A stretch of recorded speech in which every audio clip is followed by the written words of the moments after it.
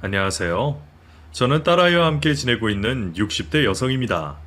여러분들께 인사를 하고 글을 적고 있는 지금도 제 사연을 보내는 것이 과연 잘하는 일인지 마음이 오락가락하네요. 저도 이곳에서 다양한 사연들을 많이 들어왔지만 제가 겪은 일이 너무 가혹한 이야기라서 더 하기가 쉽지 않네요. 이 나이까지 살면서 저도 참 굴곡 많은 인생을 살아왔다 생각했는데 그보다 더한 일을 겪게 되니 아직도 기억을 하다 보면 제가 잘못한 것 같아 아직까지 자책을 많이 합니다.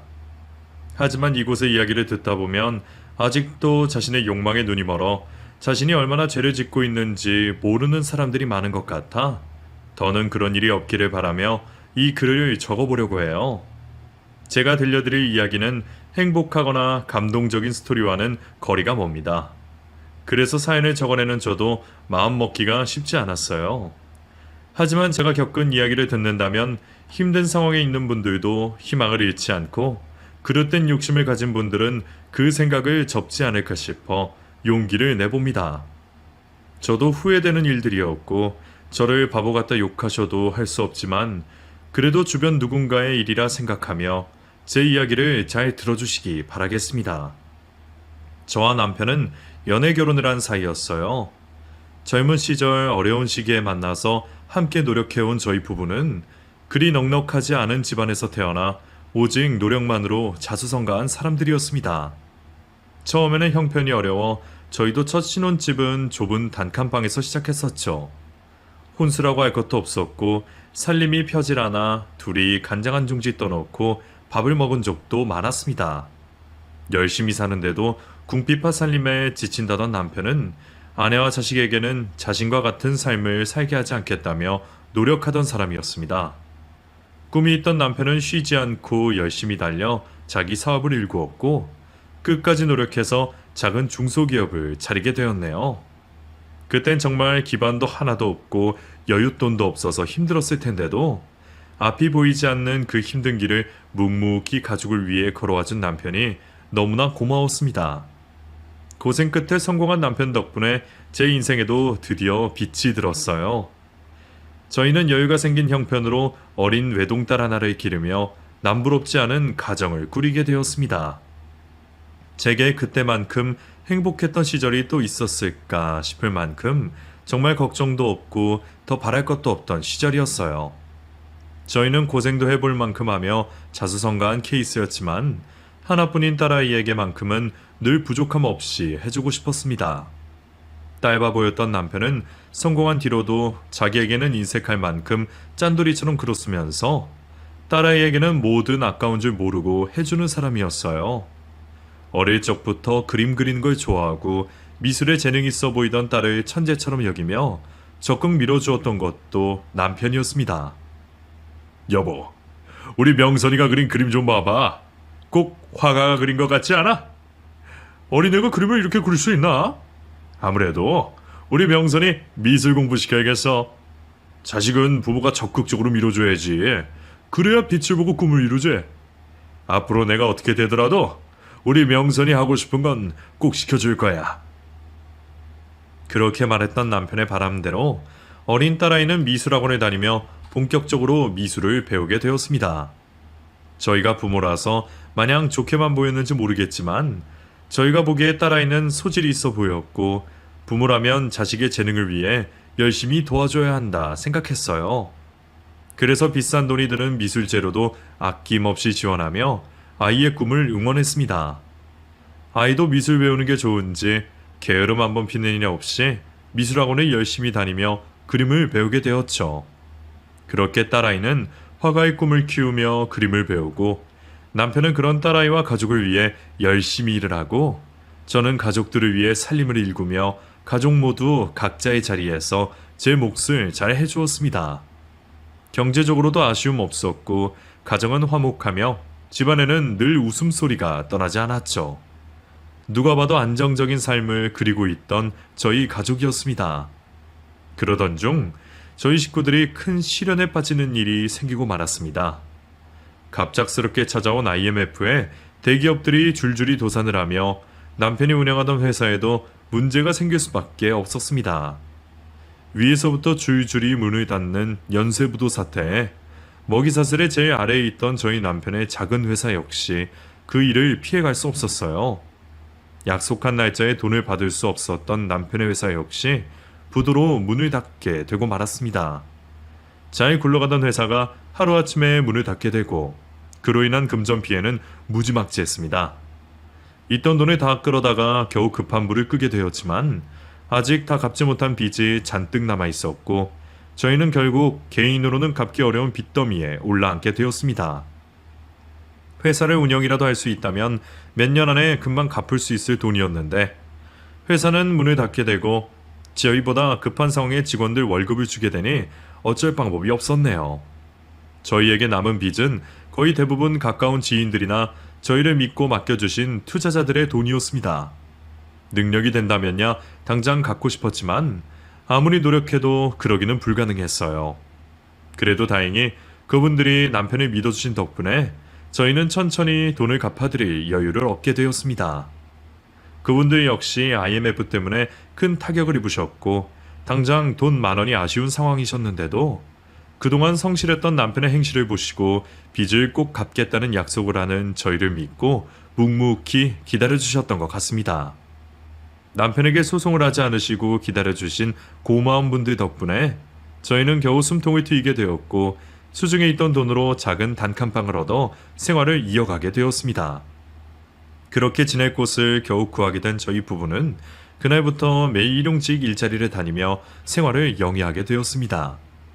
다들 힘긴 시기라 일용직 일자리도 구하기가 쉽지 않았습니다. 그래서 그마저도 못하는 날이면 저는 집에서 열심히 부업을 하곤 했어요. 그땐 당장 생활비와 빚, 그리고 아이의 학원비까지 한 푼이 아쉬운 시기라 도저히 마음 놓고 쉴 수가 없었습니다. 그래도 한때는 사모님, 사장님 소리 들으며 자수성가했다 뿌듯해했던 저희들이 하루아침에 다시 인생 나락으로 떨어져 버린 것이 속상했지만 아직 한참 커야 할 자식을 보며 힘든 내색을 할 수가 없었습니다. 저희도 무척 힘들었지만 저희는 이제 사춘기에 돌입하여 한창 예민한 딸아이 걱정이 더 심했어요. 아직 다 크지 않은 아이가 그동안 누릴 만큼 누리고 살다가 하루아침에 자기 방도 없이 부모와 반지하 단칸방에서 살아가기가 얼마나 고될지 저희도 모르지 않았습니다. 하지만 저희 딸은 너무 착했습니다. 사정이 어려워진 부모가 학원비는커녕 급식비도 제때 내주지 못하는데도 아이는 단 한 번도 불평한 적이 없었어요. 갑작스럽게 변한 집안 상황에 짜증 정도는 이해할 텐데 딸아이는 저희 앞에서 애써 밝은 모습을 보여주며 그 상황을 받아들이려 노력했습니다. 저희는 그 모습이 오히려 더 안쓰럽고 미안해서 다른 것은 못해주더라도 명선이가 원하는 꿈을 이룰 수 있게 미술 공부만은 계속할 수 있게 도와주고 싶었죠. 명선아, 아빠가 지금 당장은 여유가 없지만 그래도 명선이 너 미술 배우는 건 어떻게든 계속 가게 해줄게. 그러니까 우리 포기하지 말고 계속 해보자. 아니야, 안 그래도 돼. 나 이제 미술 안 해도 되고 지금이라도 공부해서 대학 가면 돼요. 미술은 학원비도 그렇지만 재료비도 너무 많이 들고 배운다고 해도 미대 가서 드는 돈이 얼만데. 나 여태 원 없이 그림 그린 걸로 그냥 만족하고 이제 그만둘게. 괜히 나 때문에 엄마 아빠 더 고생하지 않으셨으면 좋겠어요. 너가 지금 엄마 아빠 걱정할 때야? 너 아직 아이야. 부모 사정 생각할 필요 없이 너 미래를 위해서 더 욕심 부려도 돼. 미술학원을 계속 보내줄 테니까 아빠 말대로 계속 해보자. 저희는 어떻게든 아이의 꿈만은 지켜주고 싶었습니다. 남편 역시 자기가 처음 약속했던 대로 무슨 일이 생겨도 아이의 꿈을 이뤄주고 싶어 했죠. 하지만 저희 모르게 철이 든 딸아이는 저희의 제안을 거절하기만 했습니다. 아직 그림을 좋아하는 걸 뻔히 알고 있는데도 그림이 지겨워졌다며 공부를 하겠다고 고집을 부리더라고요. 왜 그렇게 착하고 일찍 철이 들어버렸는지 저는 그런 딸아이가 차라리 때를 쓰기를 바랐습니다. 하지만 남편 고집도 호락호락하지 않았기에 결국 딸아이는 계속 미술 공부를 하게 되었습니다. 물론 이전처럼 비싼 재료들을 마구 사주지는 못했지만 딸은 장인이 도구 탓을 하지 않는다며 어려운 형편에서도 계속 그림을 배워갔어요. 그리고 부모의 지원에 실망시키지 않고 싶은 마음인지 밤새 미술학원에서 지내다시피 하며 이전보다 더 열심히 공부를 해나가는 듯 했습니다. 사정은 어려워졌고 언제 다시 일어설 수 있을지 앞이 깜깜했지만 저희 부부는 희망을 놓지 않고 열심히 살아가기로 약속했습니다. 원래 가진 채로 태어나지 않았으니 잃어버린 것도 다시 노력해서 되찾으면 될 거라고 생각했죠. 그래서 남편은 힘들고 피곤한 와중에도 한 푼이라도 더 벌겠다고 더 오랜 시간, 더 열심히 일을 했습니다. 낮에 하루 종일 막노동 일을 하고도 저녁이면 대리운전에 주유소 아르바이트까지 하면서 일을 3, 4개씩 하고 다녔어요. 저도 일자리를 준다는 곳이면 마다하지 않고 주방 일에 설거지, 파출부 일까지 다니며 가족들을 위해 버텨나가고 있었습니다. 하지만 희망은 생각보다 쉽게 찾아와 주지 않았습니다. 열심히 살고 있던 그때에 남편에게 갑작스럽게 사고가 닥치고 말았어요. 일을 몇 개씩이나 하며 바쁘게 살던 남편이 집으로 돌아오던 새벽길 그만 교통사고를 당해 세상을 떠나고 말았습니다. 갑작스러운 남편의 안타까운 사고 소식에 저는 좌절하고 말았습니다. 그동안 무슨 어려움이 닥쳐도 남편과 함께라면 잘 이겨낼 수 있다 생각했던 저였는데 그런 제 기둥이었던 남편이 사라지고 나니 저도 더 이상 버틸 힘을 잃어버릴 것만 같았네요. 울고불고 하느라 어떻게 남편의 장례를 치르게 되었는지도 모르겠습니다. 정신을 차려보니 제 옆에는 아직 한참은 부모의 손이 필요한 딸이 있었고 남편과 딸을 위해서도 저는 하루라도 빨리 정신을 차려야 했어요. 그 후로 저는 남편 없이 홀로 딸아이를 키우며 힘들게 살아가야 했고 저는 남은 딸아이를 보며 다시 힘을 내보려 노력했습니다. 딸아이 역시 제게 힘을 보태주고 싶은 건지 공부도 그림도 열심히 하면서 끝까지 꿈을 포기하지 않았어요. 그 아이 역시 저를 위해 열심히 살아가고 있었던 거였을 겁니다. 그렇게 하는 아이를 보고 있으니 엄마인 제가 가만히 슬퍼만 있고 있을 수가 없었습니다. 나중에 나도 세상을 떠나 남편 곁에 가는 그날까지는 남편 몫까지 더 열심히 살아서 딸아이를 챙겨야겠다고 생각했어요. 그렇게 힘든 가정 형편에 아버지까지 돌아가신 그 상황에서도 딸은 열심히 하며 명문미술대학에 입학을 할 수 있게 되었습니다. 그동안 딸아이가 얼마나 노력해왔는지 제가 잘 알기에 딸의 합격 소식이 너무나 기뻤습니다. 남편의 사고보상금으로 겨우 학비를 마련하고 없는 살림에도 저는 대학 새내기가 된 딸의 새 옷을 사주며 딸의 입학을 축하했습니다. 남편이 옆에 있었더라면 누구보다 기뻐했을 텐데 이 행복한 순간을 저 혼자 지켜보게 되어서 하늘에 있는 남편에게 너무나 미안한 마음이었네요. 미대에 들어간 딸 역시 매일 수업을 즐겁게 들으며 몇 년 만에 행복해 보이는 듯 했습니다. 그런 딸을 보며 저도 이제 딸아이가 대학생활 잘하면서 좋은 대학 졸업해서 꿈을 이루고 어른이 되어 멋진 남자 만나서 행복한 가정 꾸리며 행복하기를 바라고 기도해 왔습니다. 하지만 제 주제에 그런 꿈을 꾼 게 잘못이었는지 남편 잃은 지 얼마 되지 않은 제게 또다시 불행이 찾아오고 말았습니다. 학교 생활을 잘하던 딸아이는 미대를 다니며 과제와 공부에 시간을 쫓기면서 늘 바쁘게 살았죠. 매일 야간 작업을 한다며 학교에서 밤을 새우는 일도 있었고 시험 기간에는 도서관에서 공부를 한다며 밤늦게 들어오기도 했었어요. 저는 아이가 바쁜 것이 학교 생활 때문인 줄만 알았습니다. 그런데 어느 날 딸아이에게 믿을 수 없는 사고가 벌어졌고 그제서야 딸이 저 몰래 일을 하고 다녔다는 것을 알게 되었죠. 딸아이는 아마 어려운 우리 집 형편에 미대를 다니는 것이 죄스러웠는지 재료비 정도는 자기가 벌어보겠다며 이런저런 아르바이트를 알아보고 다녔던 모양입니다. 미대생이 할 만한 일자리는 그리 많지 않았고 벽화 작업이나 미술학원 강사를 조금씩 하면서 더욱 바쁘게 지내던 모양이에요. 그러다 그날도 알바 자리를 구해 저 몰래 일을 나갔고 늦은 새벽까지 혼자 벽화 작업을 하다가 아직 마무리되지 않은 공사 장비에 팔이 깔려 팔을 다치고 말았습니다. 옆에 누가 있기라도 했으면 신고를 하거나 도움을 얻어 큰일을 겪지 않아도 되었을 텐데 인건비 좀 아끼겠다고 20살 어린 여학생에게 독박을 씌운 나쁜 어른 때문에 제 아이는 무거운 기계에 팔이 깔려 결국 한참 뒤에서야 발견이 되었고 그 사이 눌려있던 팔 한쪽이 괴사하여 결국 한쪽 팔을 잃게 되고 말았습니다. 그 사이 딸아이가 학교에 있는 줄만 알았던 저는 뒤늦게 알게 된 딸아이의 사고 소식에 기절할 듯 했습니다.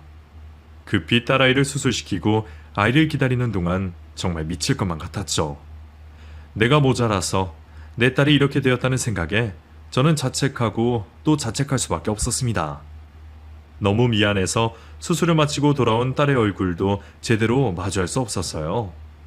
그리고 모든 희망을 잃어버린 그 아이를 다시 볼 자신이 없었습니다. 그림 그리는 아이가 팔을 잃고 말았으니 그 인생은 모두 끝난 거나 다름없는 것 같았죠.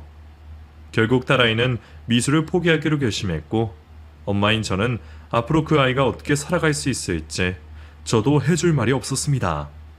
하지만 딸 명선이는 저보다 강한 아이였어요. 한참 더 살아온 저도 어떻게 해야 할지 갈피를 잡지 못했는데 누가 봐도 좌절할 것 같은 그 상황에서도 딸아이는 제 걱정이 우선이었습니다. 엄마가 잘못한 게 뭐가 있어. 다 내 잘못이지. 나는 엄마가 자책하는 게 싫어. 나 미술은 포기했지만 내 인생 포기하지 않아. 앞으로 더 열심히 살아갈 거야. 그러니까 엄마도 자책하지 말고 앞으로 내가 열심히 하는 거 지켜봐줘. 오히려 저를 다독여 주었던 딸아이는 미술사학으로 전과를 하며 못다 이룬 꿈을 이어가기로 했습니다. 제가 부모였지만 오히려 딸에게 배울 것이 많았습니다. 자신에게 연속되는 불행에도 좌절하지 않고 밝은 모습으로 나아가는 딸아이였어요. 남들에게는 별거 아닌 행동도 불편함의 연속이었지만 딸은 늘 밝은 모습으로 학교를 다녔고 결국에는 그 노력에 보답을 받듯이 좋은 성적으로 졸업장을 받을 수 있었습니다. 그리고 대학생활 내내 밝은 모습으로 생활을 하던 딸을 좋게 봐주신 교수님 덕분에 졸업과 동시에 직장을 다닐 수 있었어요.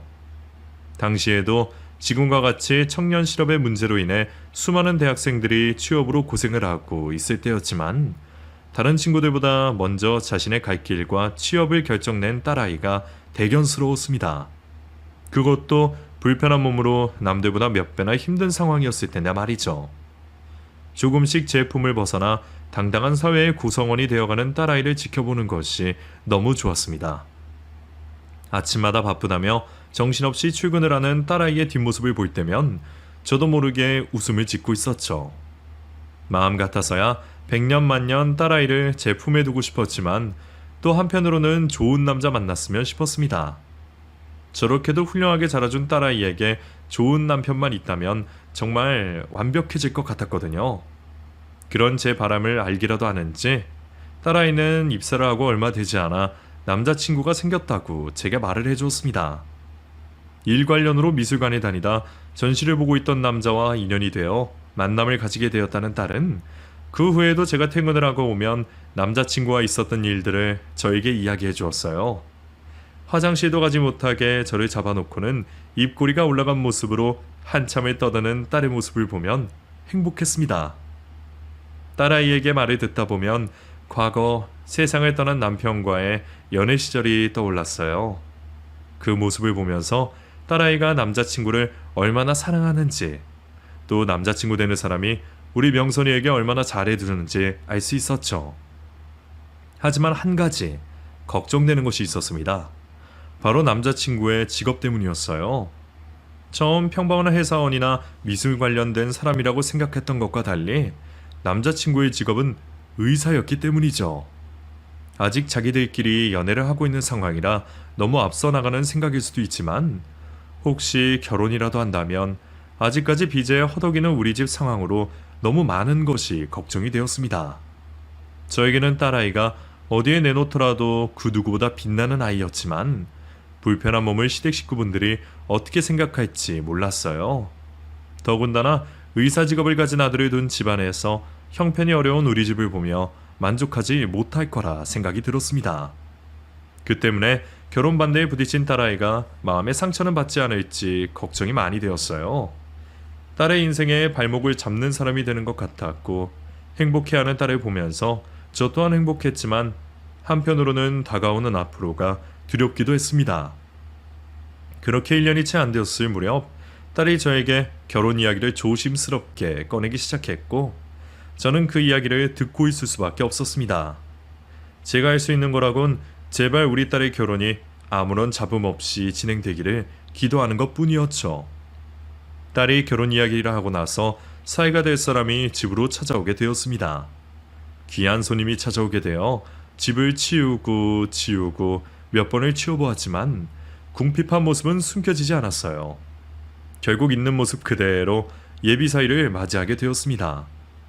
의사라는 제 선입견 때문인지 첫인상이 차갑다라고 느낀 것과 달리 사이와 대화를 할수록 가슴이 따뜻한 사람이라는 것을 알 수 있었습니다. 그리고 다른 것을 떠나서 우리 딸을 무척이나 사랑하는 모습이었어요. 아마 걱정이 많이 되실 거라 생각됩니다. 얼마 만나지도 않은 남자가 대뜸 따님과 결혼을 하고 싶다며 찾아온 것도 걱정되실 거고 또 몸이 불편한 딸 고생이나 시키지 않을까 걱정하시는 마음 알고 있습니다. 그런데 저 자신 있습니다. 따님, 명선이 행복하게 살게 해줄 자신이요. 지금까지 고생하고 살아온 명선이 더는 고생 없는 세상에서 살게 하겠습니다. 믿어주세요, 장모님. 명선이 제가 공주처럼 모시고 살겠습니다. 오히려 제가 지금까지 고생만 하면서 자라온 딸의 행복을 부탁해야 할 판에 먼저 자신 있게 명선이를 행복하게 만들어주겠다 말을 해주는 사이가 고마웠습니다. 목소리에 묻어나는 사이에 자신 있는 모습에 믿음이 생겼죠. 그리고 마지막으로 남았던 제 걱정까지 사이는 불식시켜 주었습니다. 누추한 집이라 밖에서 보려고 했는데 그래도 가족들 귀한 손님이라 정성스럽게 내 손으로 밥 한 술 먹여야 할 것 같아서 없는 솜씨지만 차려봤어요. 나름 차린다고 차렸는데 입에 맞을까 모르겠네요. 먹고 부족하면 말하고 맛이 이상하면 바로 말해줘요. 말씀 편하게 해주세요, 어머님. 그리고 이 정도면 어디 내놔도 될 만큼 진수성찬인데요. 전부 제가 좋아하는 것들인데 손이 많이 가서 자주 먹지 못했던 것들이고요. 그리고 사람 사는 곳이 다 똑같죠. 이 정도면 제 어린 시절 살던 집에 비해서 대궐이고요. 그래요? 아무리 봐도 고생 하나 없이 자라온 사람 같은데 직업도 의사고. 좋게 봐주셔서 감사합니다. 저 완전 개천용입니다. 개천용이요. 흔히 어른들이 말씀하시는 개천에서 용났다고 하시는 그 바로 저예요. 제가 어린 시절에 저희 집 상황이 말도 못하게 가난했거든요. 흔히들 말하는 찢어질 듯이 가난한 집이 바로 저희 집 사정이었어요. 그 못사는 산동네에 끝자락에 있었으니 말 다 했죠. 그래도 그 시절에 맑은 공기 마시고 그 높은 곳에서 밑에까지 매일을 걸어 다녀서 그런지 공부할 때 중요한 체력이 받쳐졌던 것 같아요. 덕분에 의사도 되었고요. 저도 없는 형편에서 자랐으니 너무 낮춰서 말씀 안 하셔도 됩니다. 명선이 살아왔던 이야기만 들어도 어머님, 아버님께서 자식을 위해서 얼마나 노력하셨는지 제 경험으로 비춰서 알 수 있으니까요. 그렇게 말해주면 내가 고맙고 사실 말이 나와서 하는 말이지만 명순이 신입 보내는데 많이 망설였어요. 결혼이라는 게 집안도 비슷비슷해야 하는 건데 우리 집이 너무 모자란 것 같아 혹시 시댁에 미움이라도 받으면 어떡하나 했고. 그런 걱정하지 마세요. 저희 어머니도 연애 때부터 명선이 이야기 들으면서 얼마나 마음에 들어 하셨는데요. 오히려 남들보다 몇 배는 더 노력해서 살아온 명선이나 부모님께서 대단하시다고 몇 번이나 말씀하셨어요. 그리고 지금까지 저나 명선이 양가 부모님들께서 키워주시며 받은 게 있는데 도움받으면서 결혼하지 않으려고 합니다. 그러니 결혼식에 드는 부가적인 것들에 대해서도 부담 갖지 말아주세요. 힘든 상황에서 밝은 모습을 잃지 않고 살아온 딸아이에게 하늘에서 복을 내려주는 것 같았습니다. 저보다 더 넓은 마음을 가지고 있는 사위가 제 걱정을 덜어주고 제 딸을 이 세상 가장 행복한 사람으로 만들어준다고 하니 평생의 은인인 것만 같았습니다.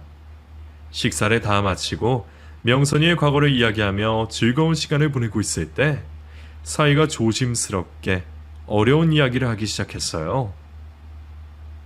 그런데 어머님, 제가 한 가지 말씀드릴 게 있습니다.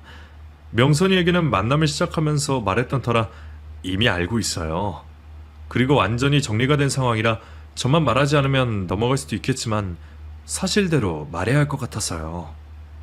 사실 제가 이혼을 한 적이 있습니다. 명선이를 만나기 전에 한 이혼이고 아내 외도로 인해서 제가 이혼을 결정하게 되었어요. 이혼한 지도 꽤 되었고 전부인과는 엮여 있는 것도 없고 감정 또한 정리된 지 오래되었습니다. 이 점이 마음에 안 드셔서 반대하시면 제가 할 말이 없습니다만 그 이혼에 제 잘못이 없다는 걸 증명할 수 있고 지금은 명선이만을 사랑하고 있습니다. 놀라지 않았다고 하면 거짓말이겠죠.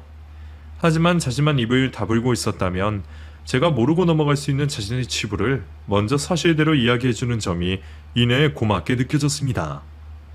이혼의 사유도 전 부인의 외도라 하였고 무엇보다 지금까지 대화를 하면서 사람의 내면을 중요시하는 사이의 모습에 믿음이 갔고 마음이 놓였어요. 저는 사이의 과거를 문제 삼지 않았고 결혼을 허락하게 되었죠. 사이의 말처럼 상견례에서 뵌 사돈들도 무척이나 정겹고 선한 모습이셨습니다. 저와 같이 자식의 성공을 당연시 생각하지 않으시고 아직까지 이전의 삶을 이어가시며 열심히 일을 하며 살고 계시는 분들이었어요.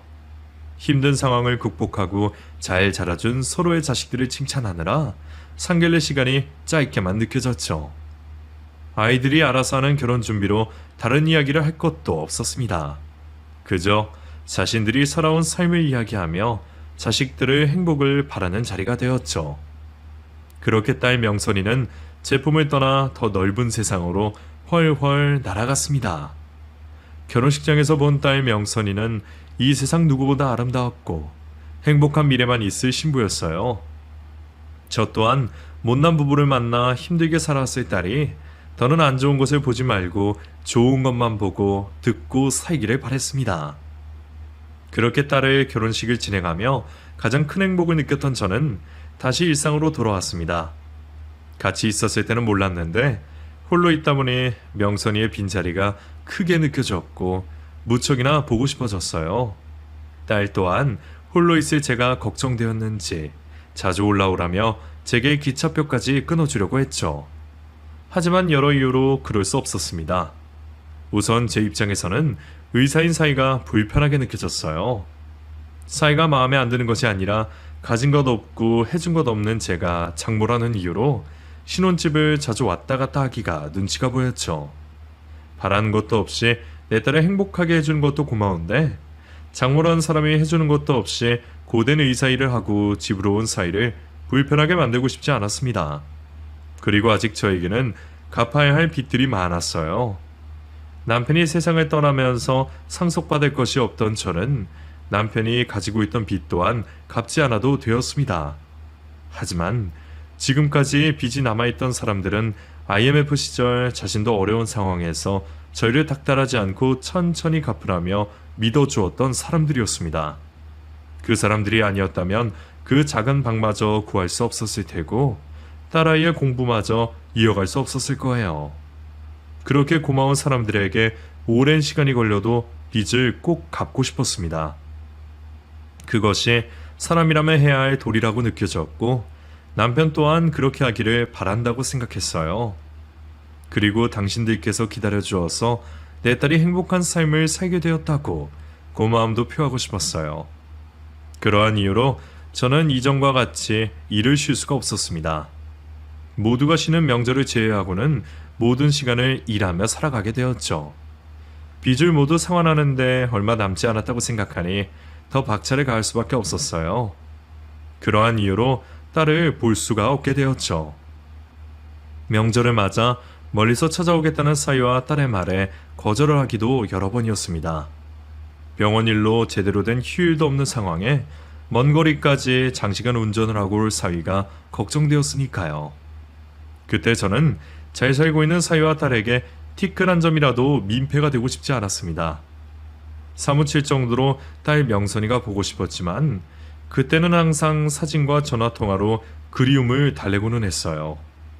그러다 보니 사위와 딸도 점점 그 상황이 익숙해져 갔고 찾아오는 대신 안부 통화를 하며 생활하게 되었죠.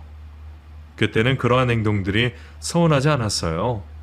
그저 두 사람만 행복하면 저 또한 행복했으니까요. 그렇게 3년 정도 시간이 흘렀을 무렵 저는 남편의 빚을 모두 갚을 수 있었습니다. 마지막 송금을 하며 말없이 기다려준 채권자분들에게 한 명 한 명씩 전화를 돌려 감사 인사를 드렸습니다. 그리고는 10년 넘게 처음으로 마음의 짐이 없어지는 기분이 들었어요. 금방이라도 날아갈 듯한 기분에 제 마음속 눌려놓았던 감정들이 모두 튀어나왔습니다. 가장 먼저 든 생각이 딸 명선이를 무척이나 보고 싶다는 마음이었어요. 참을 수 없는 보고 싶음으로 얼굴만 살짝 보고 가야겠다 마음을 먹게 되었고, 평일 낮을 이용해 딸아이의 신혼집을 3년 만에 처음으로 찾아가게 되었습니다. 수첩에 적어놓은 딸아이의 주소로 한참을 헤매어 찾아가게 되었죠. 막상 문 앞에 서게 되자 알 수 없는 불안감이 들었습니다. 잠시지만 자신의 시간을 뺏는 제가 귀찮지는 않을지, 혹시 그 사이 이사라도 간 것은 아닐지 한참을 집 앞에서 망설이고 있는데 안에서 딸 명선이의 목소리가 들려왔습니다. 익숙했던 그 목소리를 오랜만에 듣자 저는 곧바로 배를 누르게 되었어요. 하지만 초인종 소리가 들리자 안쪽에서 들리던 명선이의 목소리 곧바로 사라졌습니다. 분명 안쪽에서 들린 소리는 제 딸의 목소리가 맞는데 무슨 일인가 싶었어요. 계속해 배를 눌러보기도 하고 문을 두들겨 보기도 했지만 안쪽에서는 아무런 소리가 들리지 않았어요. 혹시나 싶어 딸에게 전화를 걸어보아도 받지를 않았죠. 일부러 저를 피한다는 생각이 들었던 저는 뒤돌아 그 집을 떠나려고 했습니다. 못난 어미가 귀찮아졌을 수도 있었어요. 그런 것 따위는 이해할 수 있었습니다. 처음 딸의 결혼식 때처럼 저는 딸아이의 행복만 바라고 있었으니까요. 그러다 다른 생각이 스쳐갔습니다.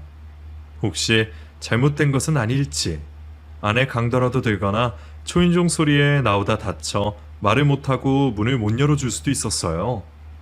다시 문 앞으로 돌아간 저는 다시 한번 벨과 문을 두들겼고, 여전히 답이 없자 혹시나 하는 마음에 딸아이가 자주 사용하던 비밀번호를 누르게 되었죠. 한 번에 문이 열렸고 저는 급히 안쪽으로 들어가게 되었어요. 그런데 도둑이 들었다고 하기에는 너무 잘 정리된 집이었습니다. 여러 번 현관에서 딸을 불러보았지만 답은 없었어요. 아마 평소에 저라면 괜한 오해를 사고 싶지 않은 마음에 문을 닫고 돌아갔을 텐데, 너무 가장 최근의 모습이 담겨져 있는 딸의 모습을 보곤 저도 모르게 다가서게 되었죠. 그렇게 딸의 사진을 한참 보면 저는 그제서야 집의 곳곳이 눈에 들어오기 시작했습니다. 비싼 장식들과 고급 인테리어로 되어 있는 집을 보니 딸아이가 걱정 없이 살고 있을 것 같아 안심이 되었어요. 한참을 둘러보고 있는데 한쪽 방에서 부스럭거리는 소리가 들렸습니다. 딸인가 싶어 급히 가보니 문이 닫혔어요. 아직 문은 잠기지 않은 것 같아 문을 여는 순간 딸아이가 바닥으로 넘어지는 모습을 보게 되었습니다. 그런데 바닥에 쓰러져 있는 딸아이가 이전과는 달라 보였어요. 그마저 있던 한쪽 팔마저 보이지 않았죠. 명선아, 너 이게 무슨 일이야?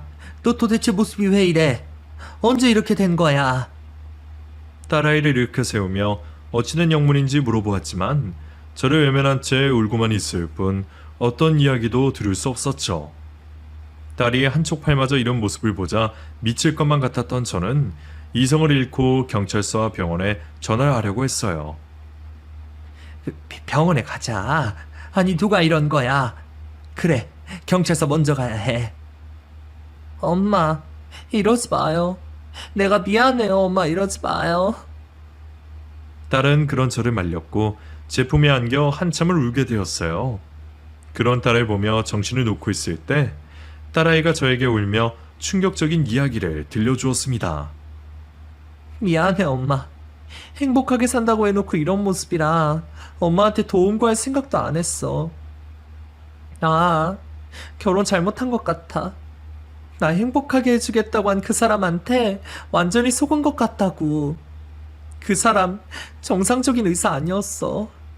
전 부인이랑 이혼한 것도 계속해서 의료사고 일어나고 소송 걸리니까 못 뱉어서 이혼한 거라고. 그리고 나랑 결혼한 것도 보험 사기로 나 이용해서 사망보험금 타려고 의도적으로 접근한 거야. 나도 이제서야 겨우 알았어. 엄마, 나 무서워. 나 좀 구해줘. 아마 제 딸이 아니었더라면 쉽사리 믿을 수 없던 이야기였습니다. 그깟 돈 때문에 한 사람과 결혼을 하고 그 목숨을 앗아가는 계획을 하다니 정말 위험한 사람에게 잘못 걸린 것 같았습니다. 나중에 알게 된 것이었지만 사인은 연속된 의료사고로 거액의 빚을 지게 되었고 자신의 피해를 최소화하기 위해 제 딸을 골라 결혼을 하여 사망보험금을 타려고 했던 겁니다. 의도적으로 벌인 사고가 사이의 계획과 달리 실패되어 딸은 목숨을 건지게 되었지만 하나 남은 팔마저 잃게 되었던 것이죠. 재차 비슷한 사고가 발생한다면 의심을 받을 것을 걱정한 사이는 양팔이 없어 아무것도 하지 못하는 딸을 집에 가두고 생활을 했던 거였어요. 철저히 사이의 감시하에 통제가 되었던 탓에 저뿐만 아니라 주위 사람들도 딸아이의 상황을 알지 못했던 것이죠. 저는 곧장 경찰에서 신고를 하고 사이가 일을 하고 있는 병원으로 향하게 되었고 진료를 하는 방에 쳐들어갔습니다. 어머님, 여기까지 어쩐 일로 오셨어요? 이 미친놈. 너 우리 딸을 죽이려고 했어? 네가 그러고도 의사야? 이 돈에 미친 살인마야. 여러 말보다 딸의 복수를 하고 싶었던 저는 그곳에 있던 유리컵을 깨어 그놈에게 복수를 하려고 했습니다. 하지만 복수를 하기 전 여러 간호사들에게 꼼짝없이 붙잡히고 말았죠. 나 이 살인마가 어떤 놈인 줄 알아? 내 딸을 죽여서 자기 의료사고 소송 빚 갚으려고 한 놈이라고. 너희들은 이런 사람 의사가 맞다고 생각해? 나 저놈에게 우리 딸이 겪은 고통 고스란히 갚아줘야 하니까. 경찰이 오기 전까지 한참 동안 소리를 지르며 난동을 벌인 탓에 그곳에 있던 환자들까지 우리 딸에게 있었던 일들을 모두 알게 되었습니다. 결국 경찰서로 가게 되었고 업무방해와 명예훼손으로 처벌을 받을 수 있다고 들었습니다. 그런데 경찰서에 나타난 서인은 또 거짓된 가면을 쓰고 다른 사람들 앞에서 착한 모습인 척을 하고 있었어요. 처벌할 생각 없습니다. 저희 아내가 사고가 나서 충격받으실 것 같아 말씀을 못 드렸는데 오늘 아내 모습을 보시곤 놀라신 것 같아요. 그래서 오해를 하시고 그런 소동을 벌이신 것 같습니다. 피해받은 것도 없고 저도 장모님을 처벌할 생각 없습니다. 누가 신고를 한 건지 모르겠지만 어서 풀어주세요. 그 모습을 보니 피가 거꾸로 도는 것 같았습니다. 하지만 그 상황에서도 참았어요. 제 손으로 피를 묻혀 딸을 더 힘든 상황으로 몰아갈 수는 없었고 정당한 법의 판결을 받기로 기다린 거죠. 딸의 증언으로 사인은 경찰 수사를 받게 되었고 법원까지 가게 되었지만 그놈은 직접적인 증거가 부족하다는 것과 딸의 사고가 의도적이라고 밝힐 수 없다는 이유로 무죄로 풀려나게 되었어요. 참 허탈했습니다. 법이라면 약한 자를 위해서 있어주는 거라 생각했는데 우리가 내놓은 증거와 심증들로는 부족했나 봅니다. 아마 끝까지 착한 척을 한 사이의 모습도 모두 계산이 되었던 거겠죠. 이럴 줄 알았으면 눈 돌아가기 전 직접적인 증거라도 더 많이 모아놓을 것을 후회에 후회를 하게 되었습니다. 이후 사인은 피해자인 우리에게 선심을 쓰듯 위자료를 주며 딸과 합의 이혼을 했습니다. 다시 제 손으로 복수를 해보려고도 생각했지만 홀로 남겨질 명선을 생각하니 그럴 수 없었어요. 자식을 지키지 못했다는 죄책감과 딸의 모습을 비통하고 있던 저였습니다. 그런 상황에서도 딸아이는 다시 한번 일어설 준비를 하고 있는 건지 되려 저를 위로해주고 있었어요. 애써 저 또한 딸의 미소에 웃음을 짓고 있었지만 속마음은 그러지 못했습니다. 그런데 딸의 이혼 다음날 그런 제 마음을 조금이나마 풀어주는 소식이 들려왔습니다. 바로 어제 합의 이혼 당일 그놈이 교통사고로 죽었다라는 사실이었어요. 물론 딸아이의 잃어버린 팔에 비하면 그놈의 죽음으로도 갚을 수 없었지만 벌을 받게 되었다는 사실이 저에게 위로가 되어 주었습니다. 그러면서 사람 눈과 법을 속일 수는 있어도 하늘마저 속이지는 못한다라는 말을 믿게 되었죠. 딸은 그 일이 있고 난 뒤에도 저보다 더 먼저 평소와 같이 행동하기 시작했습니다. 양팔을 모두 잃게 된 것을 개의치 않고 자신이 하고 싶은 일에 대해서 도전하기 시작했어요. 평생을 밝은 모습으로 살아와서 그런지 힘든 시기에 주변 사람들이 딸아이를 많이 위로해 주었고 너나 할 것 없이 도움을 주려고 했습니다. 그래서 자신이 가장 하고 싶어 하던 미술 관련 일을 다시 할 수 있게 되었어요. 그 일이 있고 난 뒤 느낀 점이 많았던 저는 경제적인 상황이 나아진 것도 있지만 그것을 떠나 딸아이와 많은 것을 하려고 노력 중입니다.